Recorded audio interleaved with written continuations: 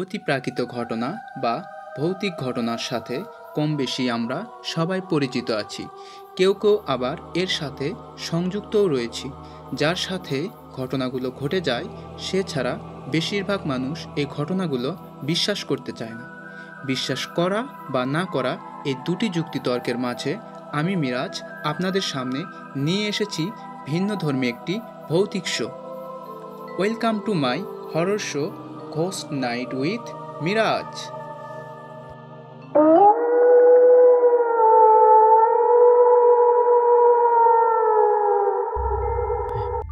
আসসালামু আলাইকুম, স্বাগতম সবাইকে। আশা করি সবাই অনেক ভালো আছেন। ফিরে আসলাম আবারও নতুন একটি এপিসোডে। আর আজকে প্রচারিত হতে যাচ্ছে দ্বিতীয় এপিসোড, যেখানে রয়েছে পরপর দুইটি ঘটনা। তো প্রথম ঘটনাটি হচ্ছে আধ খাওয়া গরু, এবং তার পরবর্তীতে যে ঘটনাটি প্রচারিত হবে সেটা হচ্ছে জিনের জানাজা। তো বেশি সময় দেরি না করে চলুন ঘটনাটি শুরু করা যাক। প্রথম ঘটনাটি আধ খাওয়া গরু। তো ঘটনাটি আমার কাছে যেভাবে আছে আমি সেভাবে আপনাদের সামনে তুলে ধরছি। আমার বাড়ি বরিশাল জেলার কীর্তনখোলা নদীর পাশেই। ছোটবেলা থেকে গ্রামে গঞ্জে আমি বড়। ভূতের ভয় নেই বললেই চলে।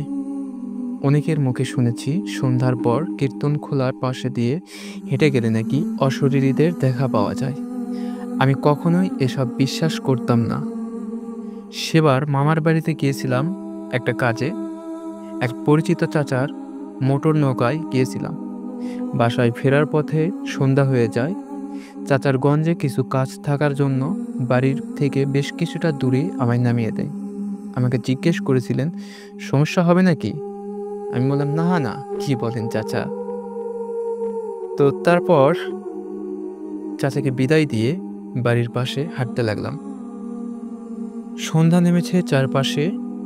খুব দ্রুতই রাতের আধারে চারপাশ ঢেকে যাবে। আমার সাথে কোনো আলো নেই, তবে বাড়ি খুব একটা দূরে তা কিন্তু না। সোজা পথ দিয়ে গেলে হয়তো 15 মিনিটের মতো লাগবে, আর বাঁকা পথ দিয়ে যেতে গেলে হয়তো বা 25 থেকে 30 মিনিটের মতো লাগবে। সেদিন বাংলাদেশের সাথে ইংল্যান্ডের খেলা হচ্ছিল, তাই আমি সময় বাঁচানোর জন্য বাঁকা পথে না গিয়ে সোজা পথটাতে পাড়ি জমালাম। সামনে রাস্তা, আমি হনহন করে হেঁটে যাচ্ছি। সবাই মনে হয় বাংলাদেশের খেলা দেখছে।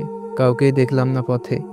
প্রায় 4-5 মিনিট হাঁটার পর আমার পাশে একটা ঝোপে ধপ করে কি যেন পড়লো, এরকম একটা আওয়াজ আমি শুনতে পেলাম। বলতে ভুলে গেছি, শর্ট রাস্তাটা একটু জঙ্গল টাইপের এলাকা দিয়ে গিয়েছে, আর চারপাশে ঝিঝি পোকার ডাক শোনা যাচ্ছে। আওয়াজটা শুনেই আমি থেমে গেলাম। একদম চুপ করে দাঁড়িয়ে রইলাম 20 সেকেন্ডের মতো।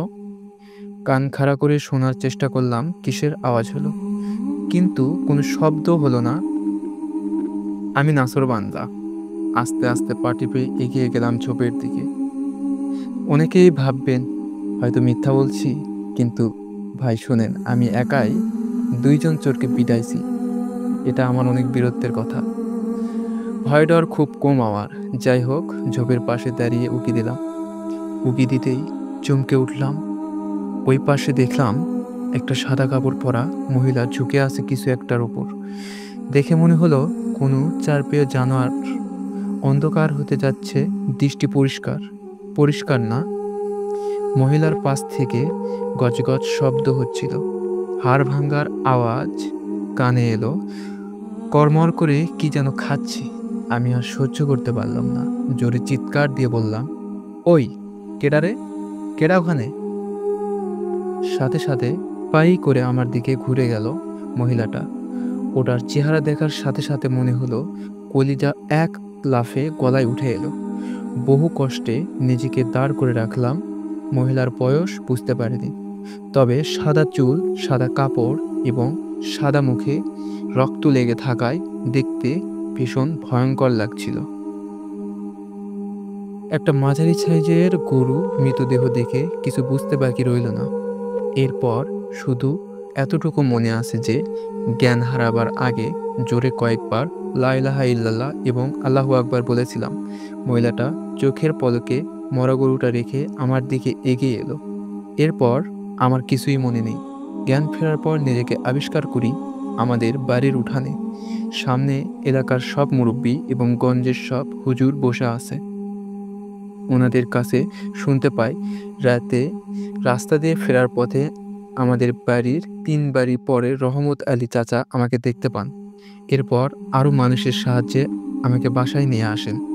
আশ্চর্যের ব্যাপার যে সেদিন আমার থেকে একটু দূরে আরও একটা আখ্যা গরু মৃতদেহ পাওয়া যায়। গরুটির শরীরের বাকি অংশ পাওয়া গেলেও মাথা থেকে পেট পর্যন্ত ছিল না। তো ঘটনাটা ছিল এ পর্যন্তই।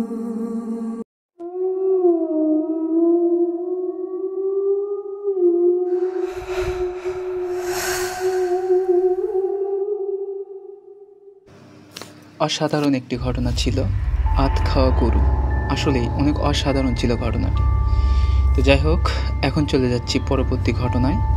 আর পরবর্তী ঘটনায় যাওয়ার পূর্বে আপনাদের সবার উদ্দেশ্যে একটি কথা বলতে চাই যে আমার এই শোতে আপনারা চাইলে আপনাদের নিজেদের সাথে ঘটে যাওয়া অথবা আপনাদের পরিচিত কারোর সাথে ঘটে যাওয়া ঘটনাগুলো শেয়ার করতে পারেন।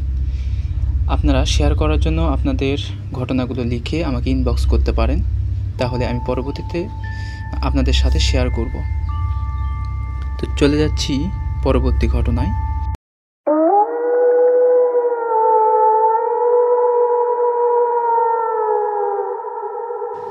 এখন শুরু করছি পরবর্তী ঘটনা, জিনের জানাজা। তো চলুন শুরু করা যাক। রহমান সাহেব একজন সরকারি কর্মকর্তা। মাঝে মধ্যে রাত করে বাড়ি ফিরতে হয় তার। প্রতিদিন বাড়িতে ফেরা না হলেও সপ্তাহে একটা দিন তিনি পরিবারের সাথে কাটায়। সেরকমই একটি সন্ধ্যায় সব কাজ শেষ করে বাড়িতে যাওয়ার জন্য বের হলেন। অফিস থেকে বাড়ির দূরত্ব প্রায় 12 কিলোমিটার। গাড়িতে করে 7 থেকে 8 কিলোমিটার আসতে পারলেও বর্ষার কাদার কারণে বাকি পথটুকু হেঁটে যেতে হয়। কি আর করার, গাড়িতে যতটুকু আসা যায় ততটুকু আসার পর পায়ে হাঁটা রাস্তার শুরুতে একটু অপেক্ষা করতে লাগলেন। যদি কেউ আসে তাহলে একসাথে যাওয়া যাবে। এদিকে রাতও 10টার কাছাকাছি। একটু অপেক্ষা করার পর দেখতে পেল 2জন সাদা পাঞ্জাবি পরা লোক তার দিকে এগিয়ে আসছে। লোক দুটিকে দেখে রহমান সাহেবের মনে একটু স্বস্তি ফিরে এলো। অন্যদিন অনেকেই এই জায়গায় থাকলেও আজ কেউ ছিল না। লোক দুটো সামনে আসতেই রহমান সাহেব তাদের সালাম দিয়ে পরিচয় জানতে চাইলেন। উত্তরে লোকগুলো গম্ভীর গলায় বলে উঠলেন, আমরা পাশের গ্রামের। এরপর চলতে থাকলো তাদের মাঝে আলাপ এবং পাশাপাশি হাঁটতে থাকলো 3জন। কথায় কথায় জানতে পারল তাদেরই গ্রামের কোনো এক লোকের জানাজা হাজির হতে যাচ্ছে লোক দুটো। কে মারা গিয়েছে জানতে চাইলে লোক দুটো সদুত্তর না দেওয়ায় রহমান সাহেব চুপ করে থাকলেন এবং তাদের পিছু পিছু হাঁটতে লাগলেন। লোক দুটো সামনে হাঁটছে আর রহমান সাহেব পেছনে। লক্ষ্য করলেন তিনি যত জোরে হাঁটেন না কেন তাদের নাগাল পাচ্ছেন না। লোক দুটো একটি নির্দিষ্ট দূরত্ব বজায় রেখে হেঁটে যাচ্ছেন। কিছুক্ষণ হাঁটার পর লোক দুটো গ্রামের শুরুতে পূর্ব পাশের গোরস্থানের রাস্তার দিকে চলে গেলেন। মনে মনে রহমান সাহেব ভাবতে লাগলেন, কে মারা গিয়েছে যদি একটু দেখে আসি। যে কথা সেই কাজ, এটি ভেবে রহমান সাহেব হাঁটা দিলেন গোরস্থানের রাস্তার দিকে। সেদিকে গিয়ে দেখতে পারলেন গোরস্থানের পাশে ফাঁকা মাঠটায় শত শত মানুষ। সবাই কেমন জানি লম্বা আর সাদা পাঞ্জাবি পরা। ব্যাপারটা কেমন জানি গা ছমছমে লাগলো তার কাছে। আশেপাশের কাউকে পরিচিত বলে মনে হলো না রহমান সাহেবের। এসব ভাবতে ভাবতেই একজন লোক বলে উঠল, আপনারা জানাজার জন্য প্রস্তুতি নিন, এখনই জানাজা শুরু হবে। পাশের পুকুরে অজু করে জানাজায় দাঁড়িয়ে গেল রহমান সাহেব। কিন্তু আশ্চর্য ব্যাপার, আশেপাশের কাউকেই তিনি চিনতে পারছেন না, অথচ এটি তার নিজের গ্রাম। জানাজা শেষ করে তিনি আর দেরি না করে সোজা বাড়ির পথে রওনা হলো। বাড়িতে ফিরে ঘটনাটি বাড়ির লোকজনদের বলার পর জানতে পারল গ্রামে কোনো মানুষ মারা যায়নি।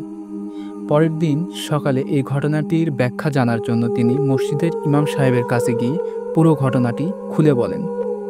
মসজিদের ইমাম জানালেন এটি আসলে একটি জিনের জানাজা ছিল, আর তার সাথে যে 2টি লোক এসেছিল তারা আসলে মানুষ ছিল না, তারা ছিল জিন। এই ছিল আজকের 2টি ঘটনা। আপনাদের যদি ঘটনা দুটি ভালো লেগে থাকে তাহলে অবশ্যই লাইক, কমেন্ট এবং আপনাদের বন্ধুদের মাঝে শেয়ার করে দেবেন। ধন্যবাদ।